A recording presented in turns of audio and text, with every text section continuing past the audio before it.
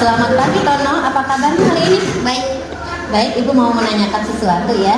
Ibu lihat akhir-akhir ini kamu sering datang terlambat dan jarang mengerjakan tugas Ibu. Nah, Ibu tahu sebagai manusia biasa kita punya kekurangan, kesalahan. Nah, tapi alangkah baiknya untuk memperbaikinya ya. Nah, adakah alasan Ibu mau bertanya mengapa kamu melakukan hal tersebut ya? Saya sering datang terlambat dan lupa mengerjakan PR karena pagi-pagi harus membantu ibu berdagang. Oh, jadi membantu ibu. Baik ya, nanti ibu mau mengkomunikasikan dahulu kepada orang tuamu dalam masalah ini ya, supaya kita punya solusinya. Baik, ibu mau bertanya sama Tono. Tono punya solusi nggak untuk masalah Tono ini? Saya akan komunikasi dengan orang tua saya di rumah supaya bisa mengatur waktu. Baik, bagus ya. Terima kasih Tono. Cut. Awalnya saya takut dipanggil guru, saya kira saya akan dihukum dan dimarahi. Ternyata tidak, saya diajak untuk mencari solusi dan permasalahan saya.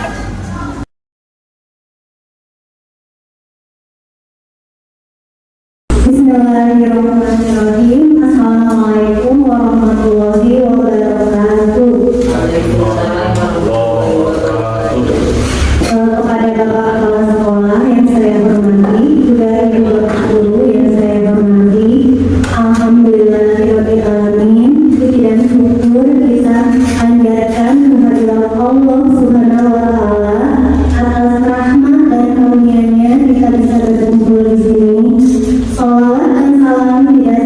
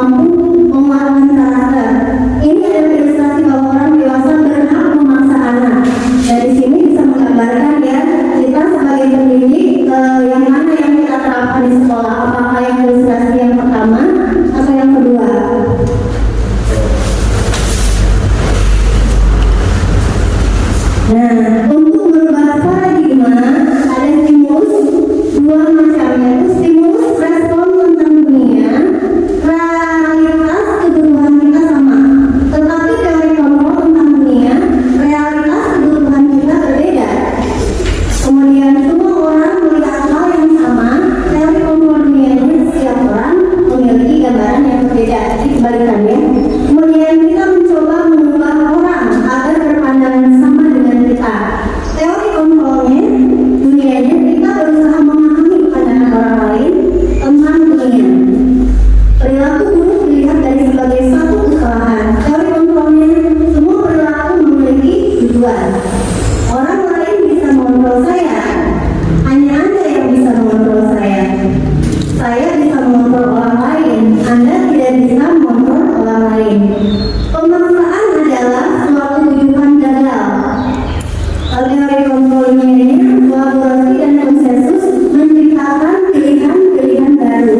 Nah, ini adalah mengubah paradigma stimulus ke paradigma baru ya. Nah, ini ada kebalikannya Bapak. Kembali kita akan lanjutkan kepada disiplin positif. Nah, kata disiplin pasti semua sudah tahu. Ada yang tahu disiplin itu apa? Boleh tangan. Kamu jawab. Iya, kamu jawab bisa. Siapa lagi? Ya, bagus ya, tanggung jawab. Disiplin itu mengacu pada disiplin diri, kemauan diri untuk melakukan hal-hal yang bertanggung jawab terhadap apa yang dilakukan dirinya ya, berdasarkan nilai-nilai yang dia yakini. Disiplin positif itu apa?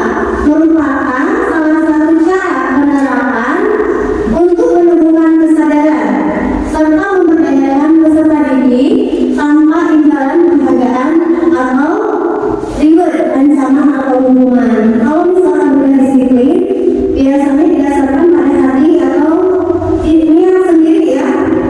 Dari niat tumbuh keinginan supaya kita lebih disiplin lagi, terutama disiplin positif. Kita sebagai guru atau pendidik di sekolah akan menciptakan peserta didik yang memiliki disiplin diri, sehingga mereka berperilaku mengacu kepada nilai-nilai kebaikan universal dan memiliki motivasi intrinsik dalam perubahan perilaku ke arah yang lebih baik. Jadi kan tadi sudah diterangkan bahwa motivasi itu datang dari diri kita sendiri supaya anak itu mengarah ke arah lebih baik. Terus motivasi kita sebagai pendidik, sebagai guru, kita ke anak kita seharusnya menciptakan itu tadi ya, peserta didik yang disiplin sehingga berperilaku yang mengacu pada nilai-nilai kebaikan universal. Oke. Adapun materi selanjutnya ada nilai-nilai kebajikan yang akan dijabarkan di sini. Nilai-nilai kebajikan ada 3 artian ya. Contoh nilai kebajikan menurut institut atau organisasi. Di sini sesuai profil pelajaran Pancasila, yaitu nilai kebajikan menyatakan bahwa beriman, bertakwa kepada Tuhan yang Maha Esa, berakhlak mulia, berkebinekaan global, mandiri, gotong royong, kreatif, kritis, dan benar kritis. Kemudian Ibu Primanier program TEP mengatakan bahwa nilai-nilai kebajikan itu toleransi, rasa hormat, integritas, mandiri, menghargai, antusias, empati, kerjasama, percaya diri, dan komitmen. Kemudian yang terakhir, oleh 19 karakter Indonesia, Heritage Foundation IHF mengatakan bahwa nilai-nilai kebajikan itu adalah cinta Tuhan dan segenap ciptaannya, kemandirian dan tanggung jawab, kejujuran, amanah, diplomatis, hormat dan santun, dermawan, suka menolong, gotong royong, percaya diri, kreatif, pekerja keras, kepemimpinan, dan keadilan baik dan rendah hati. Nah, itu adalah nilai-nilai kebajikan menurut institut atau organisasi. Next purpose. Materi selanjutnya yaitu tentang kebutuhan dasar manusia. Nah, kita tahu ya, sebagai manusia kita mempunyai kebutuhan dasar manusia. Apa itu Ibu Bapak? Iya, kebutuhan dasar manusia adalah sesuatu yang dibutuhkan oleh manusia untuk mempertahankan keseimbangan kondisi fisiologis,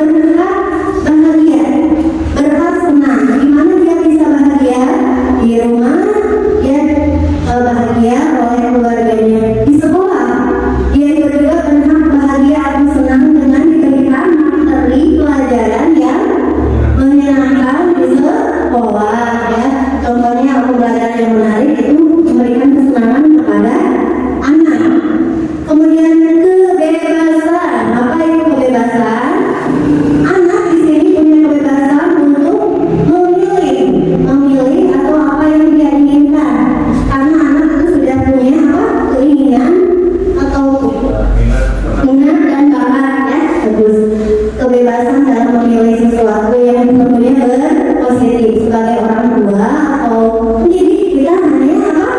Mengarahkan, menuntun mereka sesuai dengan kodratnya ya. Itu adalah kebutuhan dasar manusia.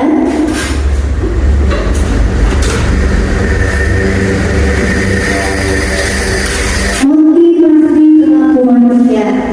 Ada 3 motivasi yang harus kita tahu ya untuk motivasi perilaku manusia. Yang pertama yaitu untuk menghindari ketidaknyamanan atau hukuman. Yang kedua untuk mendapatkan imbalan penghargaan dari orang lain.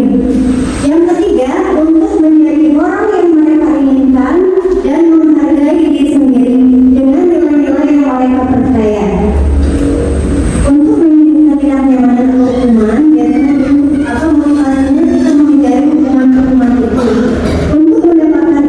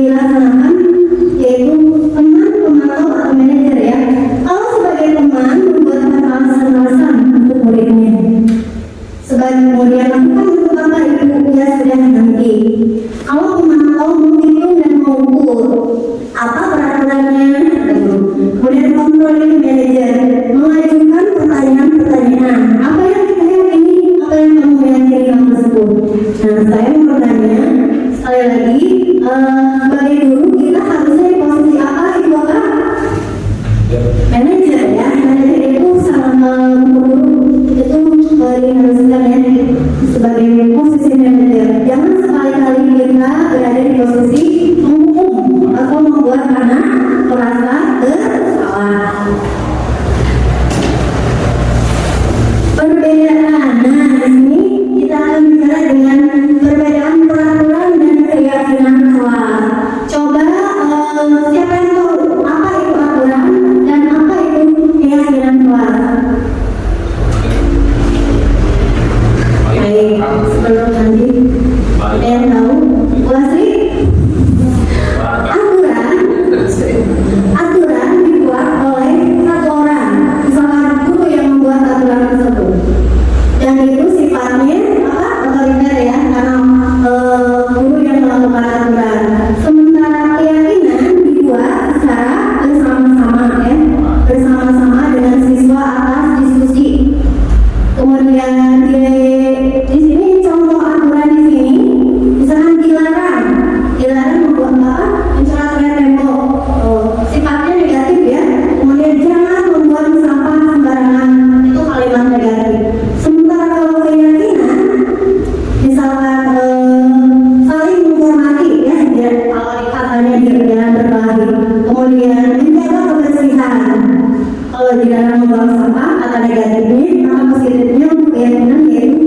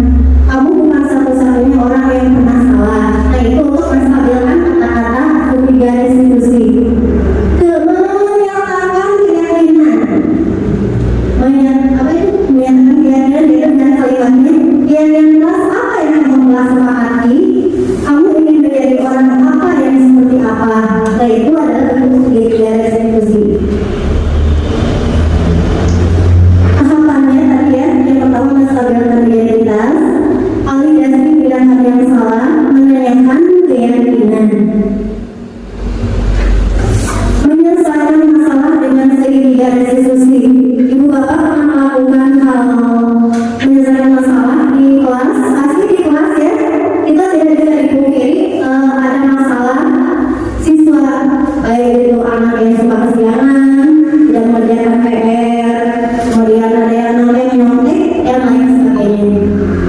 Alangkah baiknya kita lakukan dengan segitiga seperti ini ya. Ini ada skenario seorang siswa SD yang bernama Komo alias sebutnya, yang sering datang terlambat ke sekolah. Dia juga sering lupa mengerjakan PR. Kadang-kadang Komo suka ngantuk di kelas. Ini adalah penerapan segitiga diskusi di kelas 6 kemarin yang perlu dipraktekkan. Mohon disimak videonya.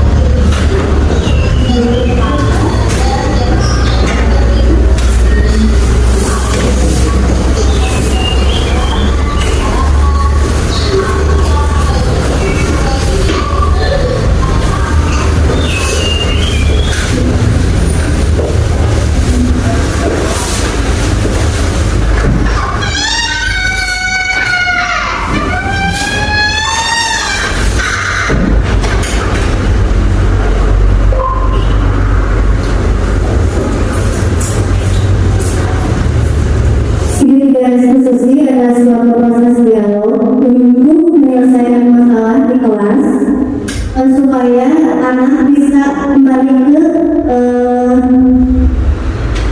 lingkungan yang lebih positif ya, seperti masalah-masalah yang dihadapi anak. Nah ini adalah Komo yang kasusnya yaitu sering datang terlambat ke sekolah, kadang suka ngantuk, lupa mengerjakan PR guru, dan dia juga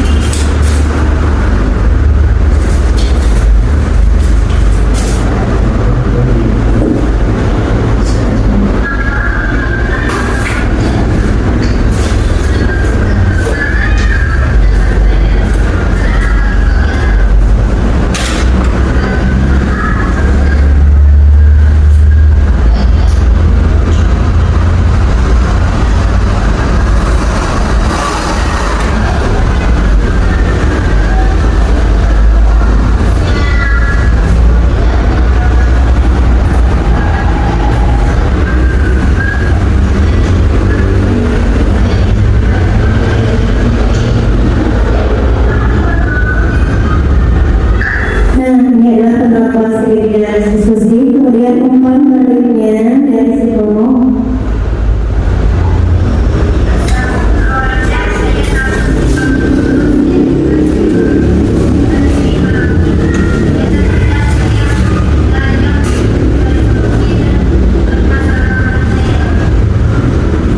Ini adalah bentuk penyelesaian masalah dengan proses segitiga diskusi, di mana guru hanya menstabilkan identitas siswa supaya lebih baik, dan siswa mencari jalan keluarnya atau solusinya seperti Komo tadi. Itu Bapak angka baiknya menggunakan pembelajaran atau teori segitiga diskusi ya, jika anak-anak ada yang mengalami atau masalah di kelas, kita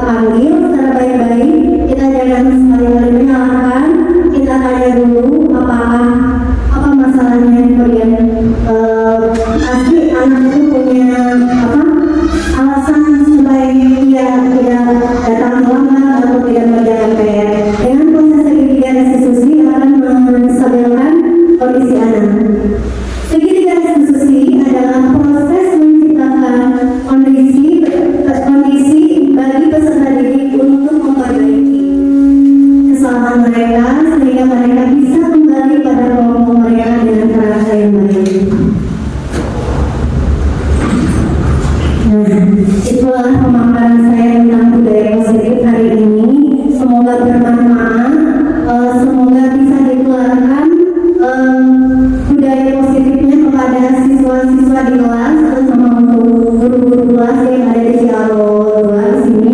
Saya mengaturkan terima kasih atas waktunya. Ibu Bapak, terima kasih, semoga kita sehat selalu.